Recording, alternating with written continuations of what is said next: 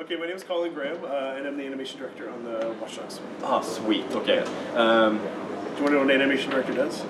Yeah, you direct basically how movement of people and things like that. You supposed to ask that to me. Oh, no, I haven't like. This is gonna be the best interview No, put this ever. up. Leave it up like this. It's great. Okay, so what do I do? Yeah, I tell you what you do. Okay, I'll tell you. Okay, so for the Ubisoft games are really animation oriented. So the animation for me, I'm working on all the gameplay animation, the civilians, all of Aiden's animation, the enemy AI, and just basically how it's all integrated into the gameplay systems. Because so you even work with the AI. I thought only movement, like actual animations. Oh, shit. Well, the AI is all animation driven. Everything that the AI is going to do, every reaction they're going to have is got an animation it's got to play for. They got to do something, otherwise you don't know that they're reacting. So that's very true. So it's a really game design oriented role, and we have a pretty experienced team in Ubisoft Montreal. You know, we're pretty good at animation in Ubisoft Montreal. Pat yourself on the back.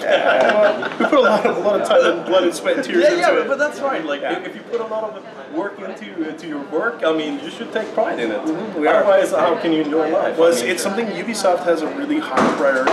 You see it on all their games. They have a really high priority towards putting animation into the game. Yeah. And it's like really embedded as well too into the game design. It's not just like a dressing you put on top. It's usually pretty fluid, like the Assassin's Creed games and similar like that.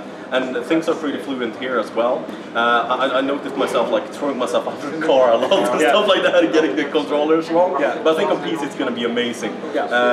I was wondering, like the audio trips or whatever you call it. The digital trips. Okay. Digital trips. So we showed 2 digital trips already. You can probably get some footage. I have some of the spider tank. Yeah. So the idea of the digital trip is it's not real. Okay. So everybody's like, oh man, is there like actually a spider tank in Watch Dogs? I thought it was a realistic game, but actually it's a hallucination. Yeah. You put this little thing in your ear, it creates an audio tone that basically makes Aiden hallucinate. Yeah, that's where I got the audio thing from. Yeah, exactly. They said that right before. So then you become this giant tank and spider tank, and you've got to destroy these control nodes. Yeah, and the enemy. I just went straight for killing people. Yeah. Well, it's forgivable. I didn't really give that's a where shit. there's all the fun. I would have fun. Yeah, just killing people and the cops and everything. And you get the bombs. So you got like missiles, so you can take out like large clumps of guys. You have a massive spider attack. Oh yeah. I didn't notice that I had anything else than the machine gun until like 30 seconds in. I was I can smash things. You can climb all the way up the top, and it's kind of weird being like on the side of a building and looking down and trying. I think it's gonna work out a lot better for me personally when I'm on the PC, so I can aim it better, because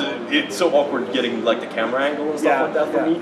Also the weapons. I just got a little glimpse of it, and it looked like there was quite a lot of weapons. Are there like customizations for weapons, and how many weapons? Well, we have inside the weapons. So the weapons, some of them you need to go through certain parts of the skill tree to unlock. Yeah, so you can buy them in cash. You can also find them as you go through, as you progress through tougher enemies and get better weapons. You can collect them. Oh, okay. So it's not like you have to buy them, but you can pick up. Yeah, you can pick them up as you go. But you're gonna have some favorite weapon. You're gonna see some weapon in the list. You're like, I absolutely want to have this. We have the suppressed pistol right at the beginning of the game, which is very useful for stealth. Yeah, exactly. Like going kind of Splinter Cell covered up. Exactly, and you can use focus mode with that to combine that, or with to do like a precision headshot. Yeah. So that works really well on a console. To just make that precision shot right on the guy's head. And then we have a really good pistol that I like, which is the R33. It's a fully automatic pistol, big magazine, right? And it's R33. Yeah, it's kind of like the R93, but that's I think 3 bursts or something. This is a full auto, and you just can walk down the street and just blast everybody in the kneecaps. I like that one. I like it because it got a lot of fun. I never tried it. If you blast them in the kneecap, will they like do noises and stuff? You crawl on the ground, like on the ground, like, crying from their knees. You can put them out of their misery, or let them. Then the most important thing: can you shoot them in the balls? Will you cut their balls and scream even more? I think they're going to go down if you do that. Yeah. And then we have a good array of shotguns. We actually have some good semi-auto. We have one fully auto shotgun, but I actually prefer the semi-auto shotgun. And you combine that with the skills tree too. So we have on the skills tree there's an even perk for the shotgun. So if you've got that and the guys are pulling up in an SUV, you just unload with the shotgun. The thing's gonna it's just wrecks vehicles. It's chaos. Is there anything like, can you like shoot the gas cap or something like that so they explode, or is it too? You can shoot out the tires of the vehicles. So it is realistic. So you don't just make them blow up. Well, and there's a behavior for that too, right? Like if you're chasing some guy down, if you go in focus mode, you shoot the tires out. He's eventually gonna to crash. Like and then because he's gonna lose his tire, and then he's gonna go on foot, and then you can maybe have a better chance to take him out. So using focus mode with the shooting out tires is actually a really good way to deal with maybe like you've got a convoy or something, or a guy you're trying to chase down in a vehicle. does it behave in a different way? For example, if you shoot out both tires on one side or just one the tire? tires are going to basically they're going to burn out. Yeah. And by the way, it happens to your tires too, right? If you run road strips, eventually those tires are going to burn out. You're going to have like sparks, and the rims are going to get all hot. Yeah. And the car's basically impossible to drive. At that point, you're going to have to bail and find another car. Yeah, I've seen those American cop movies where they shoot out the tires and it just sparks. Well, there's cops that are going to lay down road spikes as well too, right? Oh, nice. Right, and then that tire is going to basically it's going to run down, which is going to change the handling, and then the tire is going to come right off the rim, and then you're just driving on sparks. Sweet. Sweet. You can do that. I mean, you can just do donuts with sparks. Is there like a progressive amount of cops? Like, for example, if you shoot 10 cops, more cops will come. If you shoot 20. So we have a concept of like heat. So it's like those little bars across the bottom. When you get to I think it's like when you get to level 4 heat, level 3 heat, you have a chopper. Level 4 heat. I got the chopper, nothing else. Yeah, but at some point they're gonna have a sniper in that chopper. Oh, that's gonna be real nice. Yeah, and you gotta like kind of watch for it. He's gonna line up his laser, so he's gonna do a lot of damage. Oh, so you actually get kind of a visual. Yeah, and you have heavy duty cops that are gonna come in. They're gonna basically come in SUVs. They're gonna be more armor. They're gonna have assault weapons. Oh, so it's kind of like SWAT. Basically. Yeah. Nice. Is there any like? At any point, does the military get put into cover? No, this is Aiden's really dealing with Chicago crime and the Chicago PD. Our game is in that sort of realm. Oh, okay. I see. But then you have as well. Don't forget, you also have all of the same sort of levels of enemy class. You've got in the other factions as well too. We have a couple of different gang factions. Yeah. I didn't know there were gang faction actually. Yeah. I tried to do mostly free roam because I don't want to spoil the game for myself when it actually releases. So I basically just did like 1 or 2 missions. Well, this is a challenge. This is a lot of challenge. Like players are having a lot of challenge to just try to get through the story because there's so many free roam open world activities to do. Yeah, but I love that because crimes. Personally, I love to like do a couple of missions just to get started, so I kind of know the basics. Then I love to just go and do all the side missions, and then when those are out, when all the fun side missions are out, then I go back and do the main story and finish the game, and then I'm like, fuck, this was fun. Well, you're gonna have a lot of the open world missions are getting progressively more difficult, so you're gonna want to do some of that and some of the main missions. So you put it up basically, so you kind of have to do the. You don't have to, but it helps out. There are some heavy duty dudes. Like when you get to a heavy when you get to one of the heavies, you're going to realize you're going to need some good weapons. Some of the skills are only unlockable through the missions, and then some of the skills are also unlockable by achieving a certain amount in the open world activities as well too. Oh, sweet! So it's kind of a mix between both worlds. So and there's a lot of skills. Did you take a look at the skill tree? Yeah. Oh god, it was huge. The progression's crazy. I like it though how you put it in a wheel because it makes it a lot easier to kind of get a good handle of what is what. Yeah, exactly. I thought it was pretty simple without making it stupid. Yeah, and you kind of got to see how far you got to go, and some of them, you can open a tree and you can see this one's got 4 branches, this one's got 3, and so on and so forth. And it tells you in the skill tree how you're going to unlock, and you need to do certain missions. You can unlock certain things. Yeah, I noticed that. A lot of stuff was read out because I had so many skill points. I used them all out. Yeah, the best. So then I had to do more missions. So the best skills, I think, at the beginning of the game, you're going to get a couple of skills you're going to spend. You definitely want to get the one that opens the gates. Yeah, I noticed that, and the car. The car, so the car unlock. All the cars, so sweet. That's a good hacker tool. I mean, you can hack any car. You want the focus mode. Focus mode slows down time, so you can hack and make the precision shots. And what was the 4th one that we were saying? The jam comms. Oh yeah, exactly. To stop the civilians from calling exactly, and it also stops the police scan as well. I never managed to get one of the civilians. Managed to get my aim on them and stop them. But you don't have to aim it. It's a radius.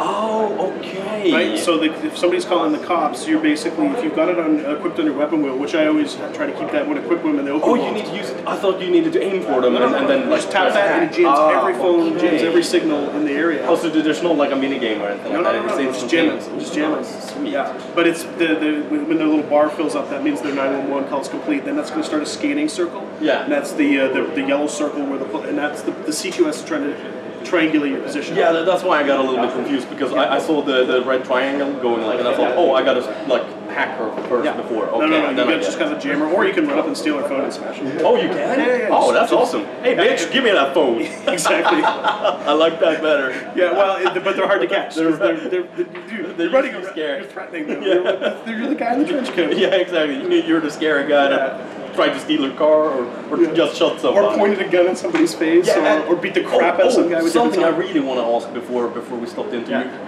How is it going to work with other players? You talked a little bit about that in the introduction. Yeah, so I would like to hear just a little bit more about that. There's a couple of different ways that you can interact with other players. So the very first thing you can do is you can hack into somebody else's game, or somebody can hack into your game. Yeah. So basically, when you get to a certain point in the story, do you need to be friends with them? No, not at all. It's a random matchmake. So we don't. That stops you from griefing. Okay. Right? Oh, that's good. Yeah, because I'm thinking like, I might get hacked like every time I try to play since I'm a YouTuber and people like to play with me. No, but they may invite you to play things like Decryption Battle. Okay. Right, so they're going to definitely want to play Decryption Battle with you. Oh, okay. Right, so Decryption Battle is 4 versus 4. You have a data package that you're trying to download, and everybody's trying to protect it or kill you and take the package. Right, and it's is it like a mini game or? It's like it's a competitive mode. Oh, okay. Right? Okay. It's right, and so you've got a couple of city blocks marked out for your download zone. You just need to stay inside that zone to download. And not get detected, right? No, you're fighting. It's full-on combat. Oh, okay, full-on combat. This is full-on combat. And remember, not on top. You've got vehicles, you've got cars, you've got guns. Yeah, so you can run them over. You've got hacking. Yeah, you use the hacking, blow something up. Yeah, that's one of the first things I did when I got back to the apartment. Yeah. I blew myself up by mistake. I was like, ooh, this looks nice, let's hack this. Yeah, you need to be careful how close you stand to something when you hack it. It's self-inflicted. Yeah, I didn't know what it would do. I didn't really catch it with my eye. I just saw, oh, I can hack it. Yeah. Clicked it. Yeah, do that in the middle of a traffic light. See if you can run yourself over. It's great. So that's the decryption mode. We have online races, so you can invite your friends to play online races. Ooh, that sounds good too. Yeah, I'm looking forward to trying it out with 60 FPS because I think the racing is going to be a lot better there when you can run at 6 FPS because then you can like react better and stuff like that. I think it's going to look sweet. I really like the destruction. That everything breaks. It's no bullshit like a small little tree that you run into and it wrecks your car and then you're screwed. And another move, another mode we have as well is the free roam mode. Okay, free roam is just 8 players in the world. It's an experiment. The entire world. Yeah, it's an experimental mode that we put in. So basically, there's not a game to play there. You make your own game. Yeah, exactly. You decide like, let's find out in this park. Get 8 of your friends or rate random strangers and go in the world together. You know, the cops are all there. They're all active. So if you all the systems are there. That's if nice. you start a street race, start running people down, somebody's going to call the cops. Yeah, or you can like take over a block and shoot all the cops together. Exactly. Or something like try to see how long you can last. Yeah, exactly. I like that. But it's a mode we just added really more to allow players to sort of experiment with themselves. And exactly. That's what I'm thinking too. I like the sound of that because a lot of people like to make up their own games inside of games if it's possible, and people love that in free roam. I think that's very popular. And we have one more mode that you may have seen is the mobile app. And so I haven't seen that. Okay, so we have the C2S mobile app, and that's a player who's playing on an Android or an iOS tablet. Okay, and that's free to play with too, by the way. You can download that app for free. Okay. And then you can connect that to a player who's playing on the console or on the PC, and you can challenge them. So one guy is controlling the city from the map view. He's controlling the ballers. He's controlling the steam pipes, the traffic lights, the cops, the snipers. He can help you or stop you. No, he's playing against you. He's the CTOS operator. Okay. He's trying to take you down. I get it. Okay, so he is always the enemy. Yeah, that's really And then cool. you're driving. So you get you're chasing. Real challenge. Yeah, you're trying to drive this course, right? And so he's trying to stop you from reaching the end of the course. And if you run over civilians, he's going to tag them, and then that gives him points to generate more cops. Right? And he can be anywhere. The guy can be playing it on the other side of the planet. Is there any way of stopping him? No. You just need to finish. You need to finish the course. You can counter hack as well too. You have a battery and you can do some counter hack too. But he's got all of the city at his fingertips, and you've got to drive like a maniac. I like that. That sounds really cool too. The main story, I like it. It's a little bit hard to follow right in the beginning, though, I gotta say, because it seems like you guys have gone to a lot of effort to make it very in deep and a lot of mystery around it, a lot of questions, a lot of riddles. You're gonna sort of peel away at the story. It becomes very clear right from the beginning what Aiden's motivation is. Aiden got in way over his head. People took they tried to kill Aiden, take Aiden out, and his niece got killed. Yeah. And so everything about Aiden Pierce is he's this guy who's like obsessed with surveillance. He's trying to protect the family he's got. He wants revenge. He wants justice for what happened to him. They killed a little girl when they were trying to take him out, and he's guilty about it too. He feels guilty about it because his behavior put his family in jeopardy. And then so he goes into the CTOS, into the cameras. He starts to try to find the answers he wants, and he realizes he can see everything. He can see everybody's pain, everybody's grief, everybody's story. He can see all these horrible things that people are about to do to each other. Yeah, I noticed that too. And that leads him to become this vigilante. Yeah, exactly. And that's your story. And you know how you want to be a vigilante is going to be your story. You're going to craft it your own way. Are you going to be a brutal vigilante and just like mow everybody down? Are you going to be stealthy? Are you going to catch all the guys and beat them all up? Are you going to, are you just going to try to interrupt and intervene and stop these things? Yeah, because I just went straight to like shooting in the face when I saw any crimes committing and that kind of stuff. But that's great. Thank you so much. So I'm glad you enjoyed it, and the game will be out May 27th. Yeah, it's going to be really interesting to see how it pans out when the full release comes. Thank you very much. Thank you.